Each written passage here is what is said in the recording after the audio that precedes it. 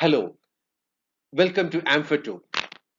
Today, again, let's discuss a business analysis of a renowned brand, Air Deccan, which has created a revolution in Indian low cost airlines. So, we'll run through the concept and ideation, the takeoff, the business analysis, and the SWOT detailing strength, weakness, and opportunity and threats. So, Air Deccan has become an icon for the low cost airline which was major concept was how to seat maximum population, the 1 billion seatings. The logo was attached by R.K. Lakshman's famous cartoon caricature, The Common Man, which has materialized the maximum popularity for the brand. So when we go to the business analysis or the travelogue or the milestones, the concept of aviation company had come to the founder, Captain Gopinath's brain, the mind was during his Singapore travel when he read an article about a Vietnam lady who has started a aviation business. So by 1998, Deccan Aviation Private Limited has started the commercial helicopter services. So by 2003, August 25, Air Deccan has officially started the service from Bangalore to Hubli, and they have leased aircraft from ATR France. By 2004, Air Deccan purchased two Airbus A320-200S and five leased aircrafts. It ordered 30 ATR 72-500S in February 2005, which has reported in 2005 30% rapid growth in the passenger volume. By 2007, very sadly, the airline has reported 213 crores loss. And by 2007, it was forced to make a deal with the Kingfisher brand, and rest all we know the history. So before going to the detailing of Air Deccan, let us refresh a few technical terms associated with airline industries. What is meant by an airline hub? It is nothing but the airports which are used by the airlines to concentrate the passenger traffic and flight operations, and around which the passenger transfer, the layovers, all other operations are planned. For example, for British Airways, the London Gatwick Airport is the airline hub. And for Air India, it is the Bombay Airport. And for Lufthansa, it is Munich Airport. And for Emirates, it is Dubai. Another technical term very widely used and strategically important is the airline connectivity. These are the relationship between different airlines by which they operate end-to-end airline routes which is needed by different passenger customers. For example, if a passenger want to travel from Singapore to Canada's Vancouver, the Singapore Airlines will offer the service from Singapore to Tokyo. Then with Air Canada, the connectivity will be fulfilled from Tokyo to Vancouver, Canada. So another term is code sharing. Code sharing is entirely different from airline connectivity, where under the same itinerary and the PNR, the service will be offered by two different airlines, where the first airline will get into an agreement with the second airline to have the code sharing. For example, for Lufthansa, they have a code sharing arrangement with Vistara. So when a passenger want to travel from Frankfurt to Bangalore, from Frankfurt to Delhi, there will be an operation from Lufthansa, and from Delhi to Bangalore, it will be Vistara which will be operating, or from Delhi to Madurai, or Delhi to Bangalore, or Delhi to Hyderabad, it will be Vistara which is operating, but it will be under the same airline code. So a typical example we can see over here, where uh, the British Airways is having a code share with Air France and also with Delta Airlines. So another important one is the primary airport and the secondary airport. Especially it is very important with low cost airlines where the secondary airports facilitate many of the supports with very low service fees and parking fees and airport associated charges. Example, London's Heathrow and Gatwick Airport. In Stockholm, the capital of Sweden, again we can see similar airports. And another term used is the network scope, where it is associated with the revenue management by prioritizing the passengers based on the fares which is given for the seats. And afterwards, after filling in a few seats, they can concentrate on the revenue it is generating. Even if it is a small $1, $2 difference, the number of volumes which is bringing in that certainly add to the total revenue created by the network scope. So let us have a comparison between a low cost airline and a full service airline. So certainly they vary on the cost factor. So by simplifying the process and reducing the cost, low service airlines offer very minimal tariff to the passenger. On the other hand, the full service airline, they continue to try for a cost reduction, but many times it will be more expensive because it offers almost all food, newspapers, and other amenities, frills, all the frills inside the ticket fare. So the hubs.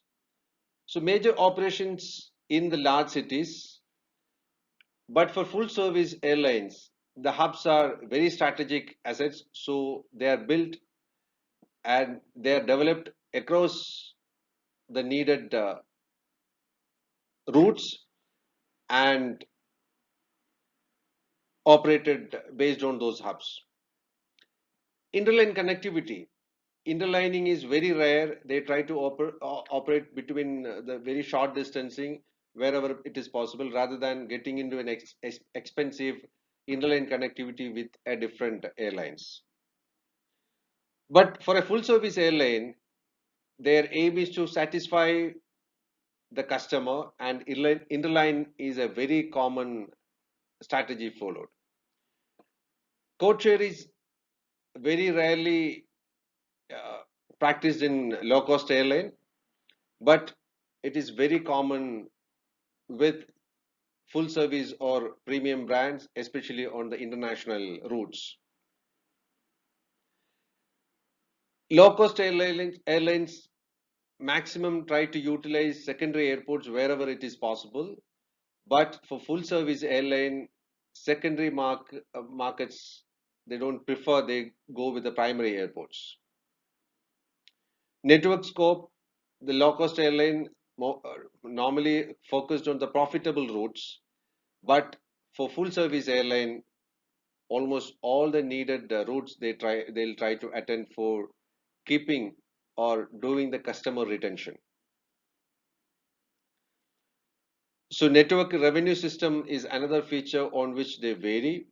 They are uniformly evaluated based on the revenues, but on the full service airline, based on the route evaluation, some portions are given priorities and some at a different priorities operated. So low cost airline try to operate almost at a single type of aircraft where costing, purchasing, and maintenance are very easy and cost effective. But for full service airline, they try to have the latest aircraft and different varieties for giving an experience, a different experience to the passenger. So service features are different. Very bare minimum services are offered to the customer so that the cost can be minimized. But for full service airline, they try to value add the services so that it gives a better customer experience. Food and beverages are an extra buying in LCA, but in FSA, it is included in the tariff. The chaos based check in process, mainly if there is a cost reduction possibility that is involved. And for full service, it is more into a convenient need being offered to the customer. The customer service orientation is very important, very good with low cost airlines, but in full service airline, though there are trained more staff, many times due to the difference of economy class and the business class, many times the economy class passengers are not getting up to that required treatment. So incidentally, uh, so certain customer complaints used to happen in that situation. So, but again, that depends. So, for example, of Indian market, the low cost airlines, SpiceJet, Indigo, Go Air, TrueJet, Air Asia, which are still operational, which were closed earlier, Air Deccan, East West Airlines, Air Sahara, and for full service airlines, examples are Air India, Vistara, which are still operational, and Kingfisher and Jet Airways, which had closed their operations.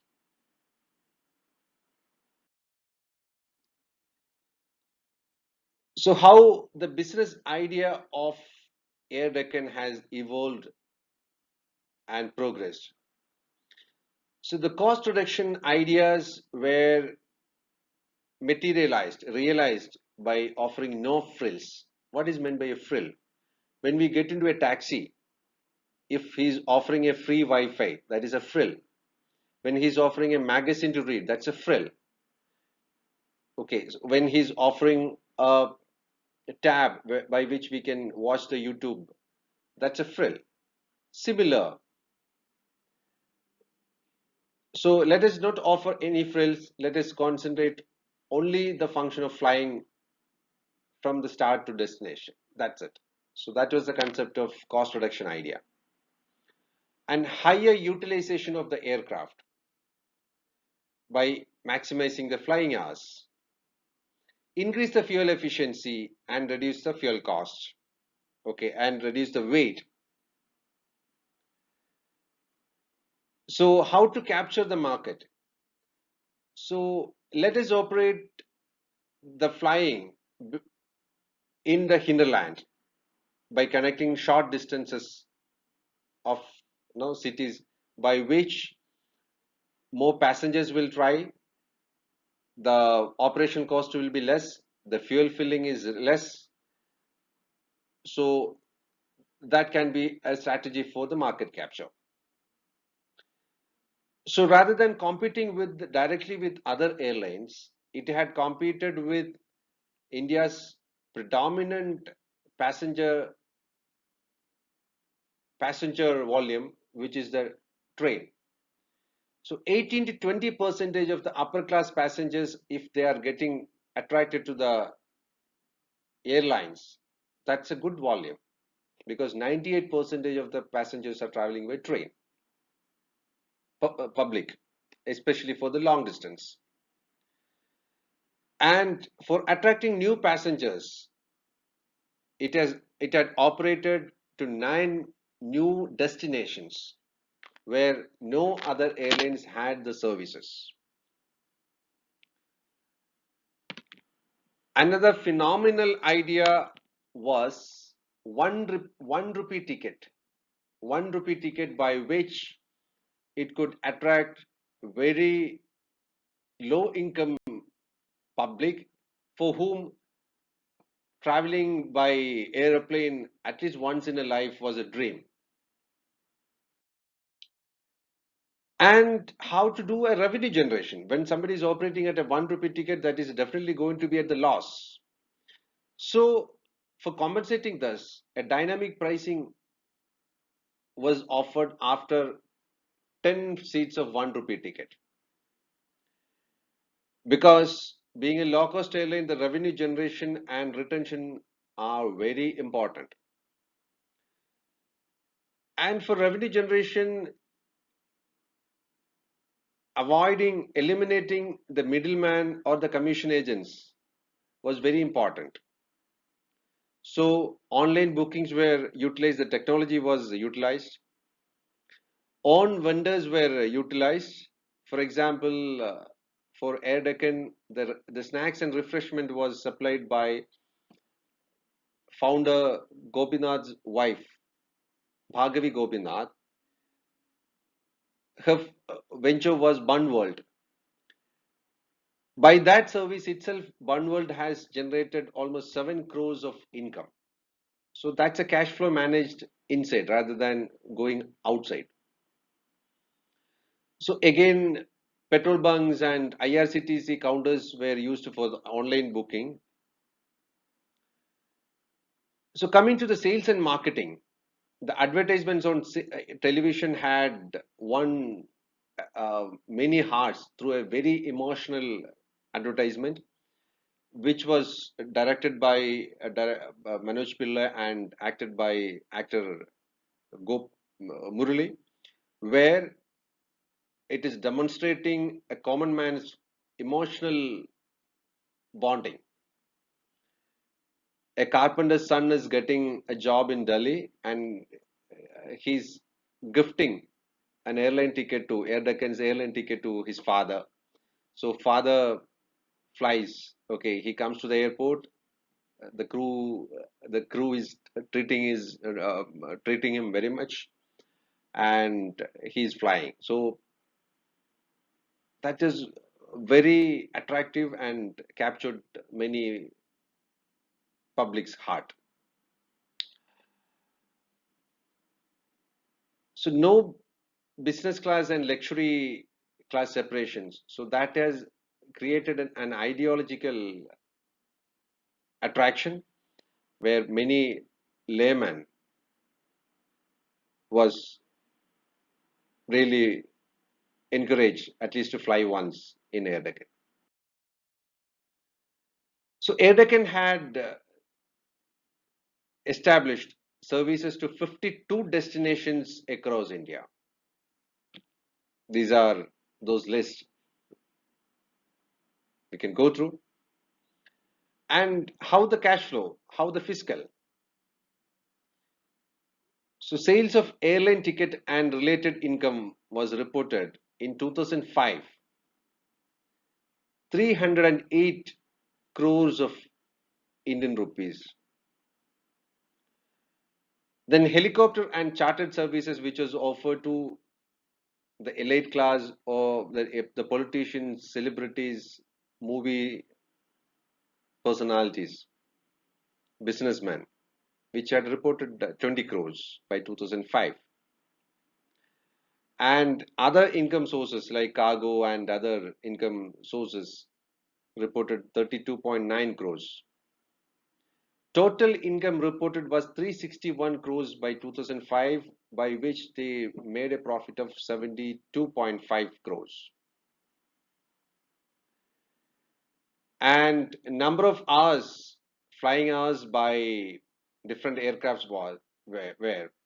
So ATR 42 was 8.71 hours per day. ATR 72, 13.19 hours per day. Airbus A320, 10.6. So average of all aircraft flying hours was 9.19. So by maximizing these flying hours, cost was reduced, operational efficiency was increased, passenger volume was increased. So with this, if we get into the SWOT metrics, SWOT features, let us brainstorm different factors and features, then identify under which head it will go. Certainly, the founder's strength was their experience with the aviation industry. Then the internet technology, which was getting into the society, getting into the country, getting into the public, which was very wisely used opportunity by the brand, by the company. So they planned to the hinterland, the destinations, which was an opportunity lying in front of them. 9 new destinations were made operative where no other airline had a presence, an opportunity. Point to point route network operating from 7 base locations. That's an excellent strength. Lean and mean staffing, 8 hours duty for a staff as a shift. But airline will operate in 3 shifts, and at least 16 hours the aircraft will be on air. So more flying hours means certainly more seats availability and more passenger volume. And 1 rupee ticket, which has attracted the public, even many train passengers got shifted. After the 1 rupee ticket, it will have a dynamic pricing, 500, 1000 and 1500. So compensating that loss.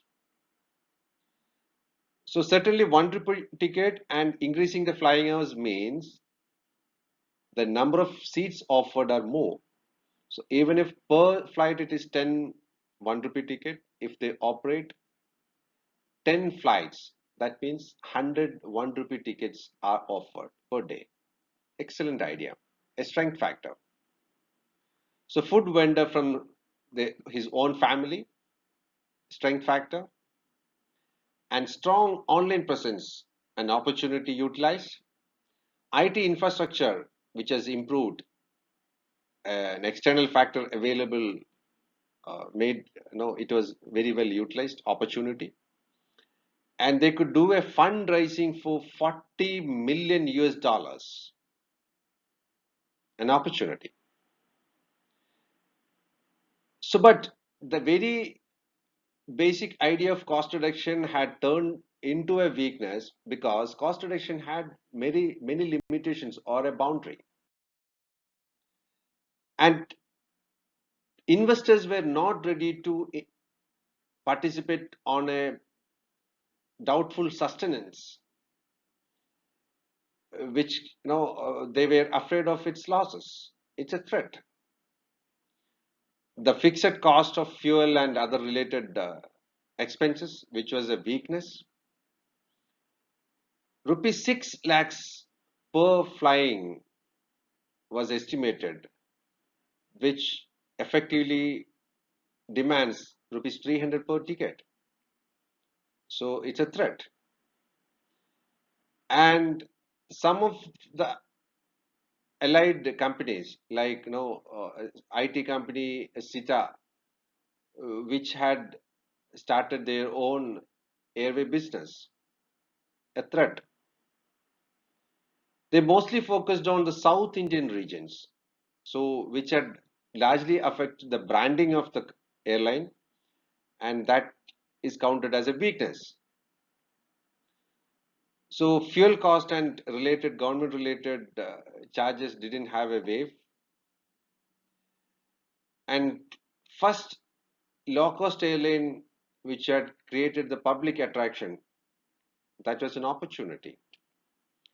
98% of the public are traveling by train. So let us capture the opportunity of at least 20 percentage. Great idea. So dynamic pricing, an opportunity. Then another threat faced by Air Deccan was the leading premium brands started offering cheaper than Air Deccan to the short distances, and they compensated that loss by charging higher on the premium routes or the other longer distance where Air Deccan didn't have a competition, or they were not able to offer a competition to the premium brands. So another external factor was the lack of updation on the regulations. The poor public infrastructure development. So mergers and acquisitions, like Jet Airways has acquired Air Sahara, it's a threat. Internet service were inadequate, where the company didn't have any control. It's an external factor. It's a threat. The fuel price increase, threat. So all these brainstormed points, if we categorize and capture into a SWOT metrics, so it'll come like this: the strength factors, the weakness factors, opportunities, and the threat factors. So the air Deccan had come to the uh, public discussion mainly because the recently released movie Soorarai Pottru, the Surya acted, the Surya starrer movie, where which is directed by Sudha Kongra, which is largely based on the biopic of Jia Gopinath, Simplify. But when we closely observe the incidents